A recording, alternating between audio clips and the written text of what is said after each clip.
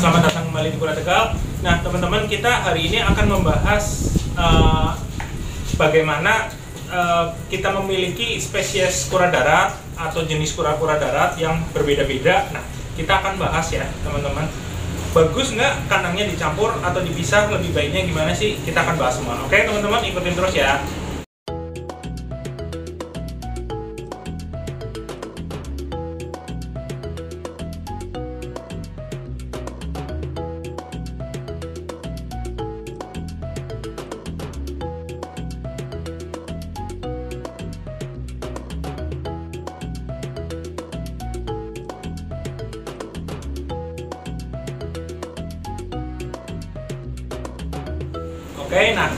Oke teman-teman, kita akan bahas mengenai pertanyaan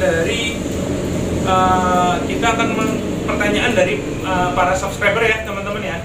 Jadi di sini teman-teman kita akan bahas yang pertama adalah kalau misal kita memiliki kura-kura darat yang berbeda jenis, itu bagus nggak dipisah atau dicampur? Nah ini teman-teman, saya akan berikan jawaban yang berdasarkan pengalaman saya ya teman-teman. Nah, kalau kita memiliki kura darat yang berbeda jenis, berbeda spesies, yaitu forest tortoise dan savannah tortoise atau desert tortoise, kita lebih baik dipisah teman-teman. Kenapa dipisah? Karena memiliki habitat yang berbeda. Forest tortoise lebih condong menyukai tempat-tempat yang lebih lembab dan minim cahaya ya. Jadi cahayanya nggak terlalu banyak seperti yang ada di kura-kura gurun. Sedangkan kura-kura gurun itu sendiri, dia lebih menyukai tempat-tempat yang memiliki udara yang panas di atas 30 derajat teman-teman. Nah itu kura-kura darat jenis itu seperti sulcata, Indian star, dan kura-kura pardalis. Mereka lebih menyukai tempat-tempat spot yang seperti itu, yang panas. Dengan panas, mereka akan muncul nafsu makan yang luar biasa teman-teman. Jadi setelah mereka panas, mereka akan suka makannya tambah lahap. Nah, kalau kura-kura forest tortoise itu sendiri, apabila kepanasan, suhu di atas 30 derajat, biasanya kura-kura forest itu lebih condong untuk diem, teman-teman. Diem itu karena stres, karena suhu yang panas. Jadi, mengapa kita lebih baik memisahnya? Karena mereka memiliki alam yang berbeda atau habitat yang berbeda, teman-teman. Jadi, lebih baik teman-teman untuk memisahkannya, ya. Dan untuk bagaimana sih sulcata, pardalis, dan Indian star apakah boleh digabung? Saya jawab dulu ya. Kalau kalau sulcata dan pardalis itu dicampur, oke. Tapi kita harus menyediakan tempat yang layak, yang rada besar. Jadi kalau untuk seperti setting kandang sebelumnya, di konten saya yang sebelumnya, saya menjawab bahwa kandang yang ideal itu seperti apa, yaitu yang memiliki luas 10 kali dari panjang dari kura-kura itu tersebut ya teman-teman. Jadi nah, kalau digabung itu yang penting kita memiliki tempat yang agak besar. Nah, jadi mereka tidak saling tumpang tindih dan bisa jalan ke sana kemari. Untuk sulcata dan pardalis itu oke, kita gabung. Karena apa? Karena sulcata dan pardalis itu adalah satu wilayah atau satu benua lebih tepatnya. Jadi mereka adalah kura-kura Afrika dan pardalis serta sulcata itu satu benua, teman-teman. Jadi satu benua itu saya percaya bahwa setiap kura-kura itu memiliki habitat, kebiasaan masing-masing, dan mereka memiliki penyakit sendiri-sendiri.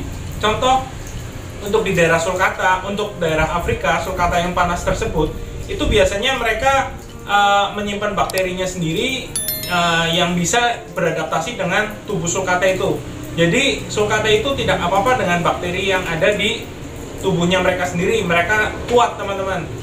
Sama juga dengan pardalis, apa yang ada di pardalis, bakterinya itu sulcata masih bisa untuk menahan. Jadi sulcata dan pardalis itu memiliki bakteri yang masing-masing masih bisa bertahan ya teman-teman ya. Jadi satu, misal manusia dengan manusia itu kan misal sama-sama memiliki sakit, contoh sakit flu, yang satu kuat, yang satu enggak, mereka bisa sama-sama saling ini ya teman-teman ya. Beda dengan misal kayak flu burung terhadap manusia.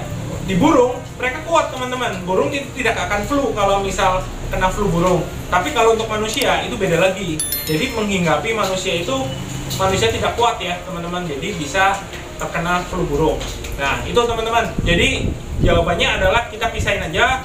Kalau itu memiliki pardalis dan sulcata, kita gabungin nggak apa-apa. Dan untuk yang Star atau Indian Star atau Sri Lanka Star atau Burmese Star itu kan mereka habitatnya ada di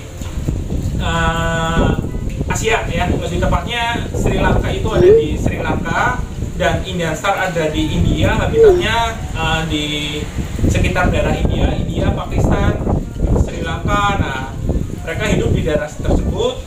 Nah, sedangkan yang Burmese Star itu hidup di Asia juga.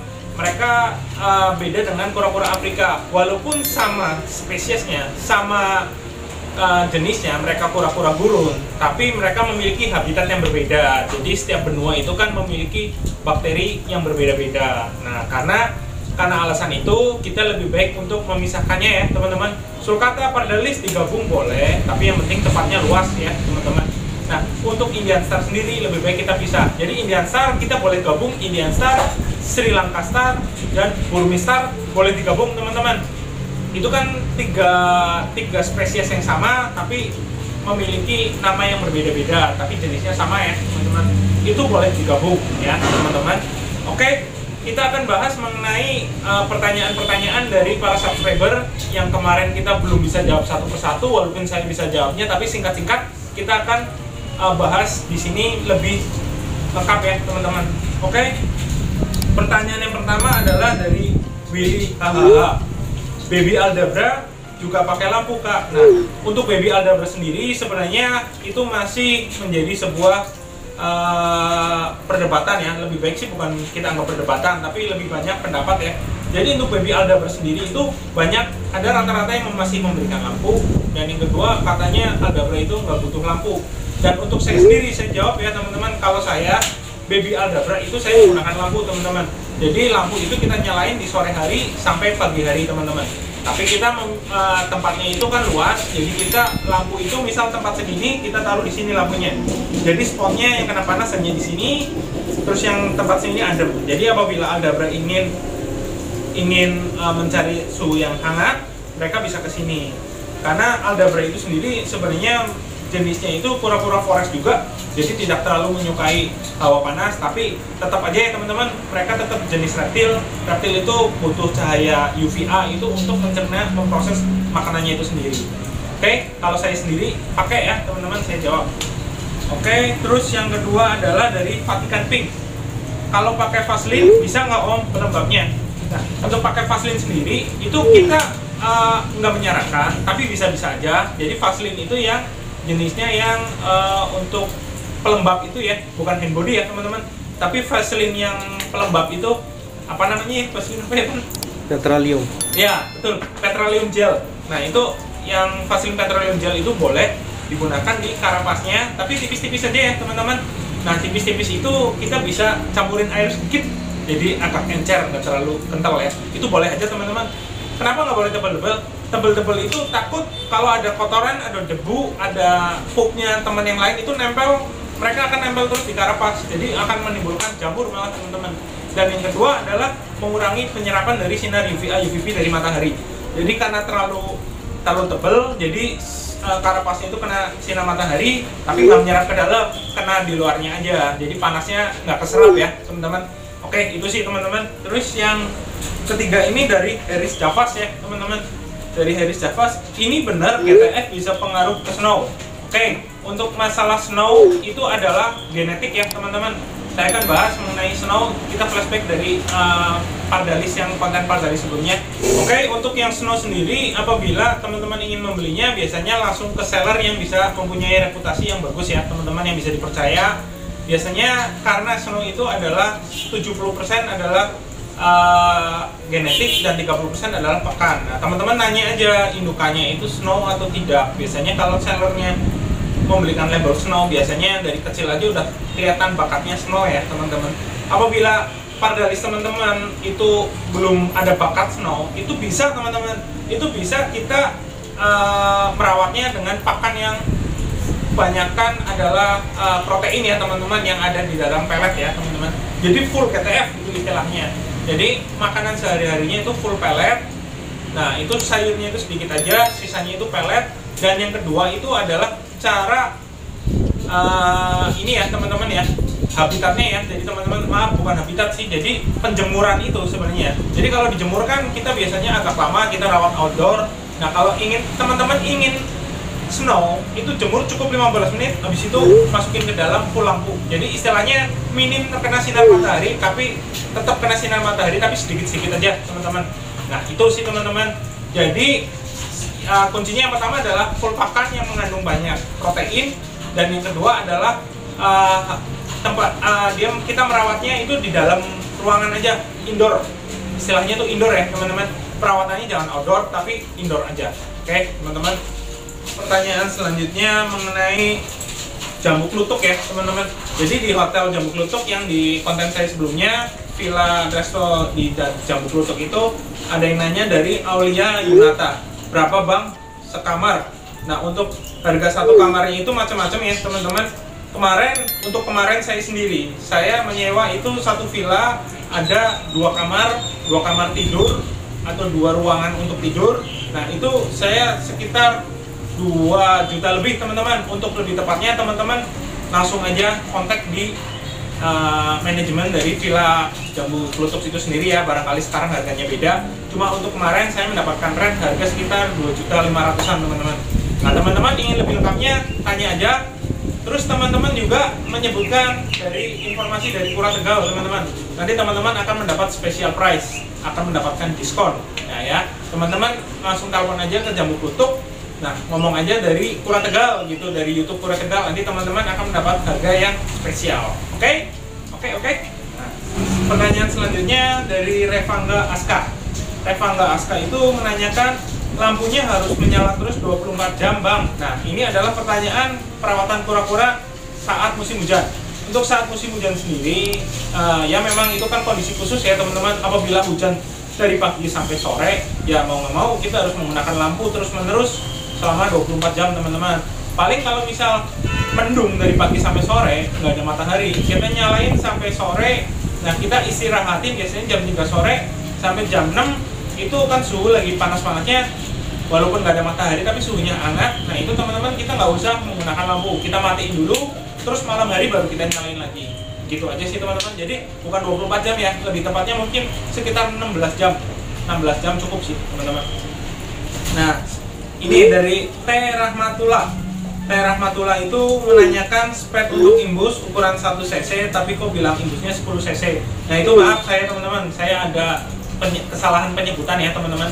Jadi untuk speknya itu, untuk suntikannya itu memang ukuran 1 cc ya teman-teman.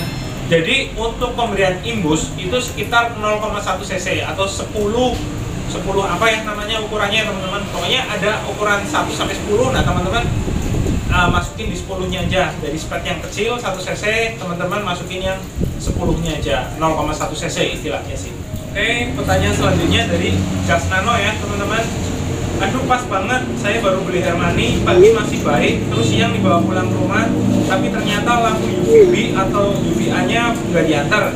Jadi saya taruh di ruang yang nggak ada AC dan panas. Menurut saya, sore saya cek ternyata Hermaninya meler, tapi sulkatannya masih lincah. Saya berikan sayur roman, mereka nggak mau makan. Gimana ya cara atesinya sementara tunggu lampunya baru besok diantarkan? Ini pertanyaannya panjang ya teman-teman, cuma saya ringkas. Jadi dia beli sulcata sama Hermani, itu yang satu sulcatanya baik-baik aja lincah, dan yang satu lagi Hermaninya meler. Nah itu saya tanya dulu bagaimana kondisi awalnya. Kalau dari awalnya pembeliannya itu masih bagus, berarti karena mungkin penyesuaian dari suhu ruangan atau penyesuaian dari enclosure dari yang seller ke buyer, itu biasanya ada perbedaan suhu juga. Biasanya memang untuk baby itu lebih rentan ya teman-teman. Kalau masih baik-baik aja dari beli, biasanya karena perubahan suhu, jangan khawatir, itu sih nggak apa-apa. Itu karena faktor kebiasaan aja, nanti lama-lama juga sembuh sendiri. Kalau ingin mempercepat sembuh itu dengan merendam dengan air hangat ya teman-teman, agar uap hangatnya itu bisa disedot melalui lubang hidung dari kura tersebut, jadi kura tersebut nggak apa-apa. Oke, gitu aja untuk Gas Nano. Semoga Hermaninya cepat sembuh ya, teman-teman. Nah, ini teman-teman untuk pakan terbaik dan gratis untuk kura-kura kalian. Nah, ini karena banyak pertanyaan yang belum bisa kita videokan, nanti kita akan masukin di video selanjutnya aja ya, teman-teman. Kita akan bahas mengenai apa aja pertanyaan dari subscriber Dan bagi teman-teman mungkin ada yang penting pertanyaan itu, jadi teman-teman harus nonton dari video itu. Oke, nanti kita bikin video khusus selanjutnya mengenai pertanyaan dari subscriber ya, atau Q&A ya. Oke, teman-teman, gitu aja teman-teman. Apabila teman-teman merasa video ini sangat bermanfaat, teman-teman tolong like dan share video ini kepada teman-teman kalian. Nah, jangan lupa untuk nyalakan lonceng notifikasinya agar tidak ketinggalan mengenai berita-berita yang akan kita tayangkan. Oke teman-teman, dan jangan lupa untuk subscribe ya teman-teman. Oke, saya pinjam kata-katanya, subscribe itu gratis. Oke teman-teman, saya pamit undur diri. Terima kasih, salam lestari, see you tomorrow, bye bye.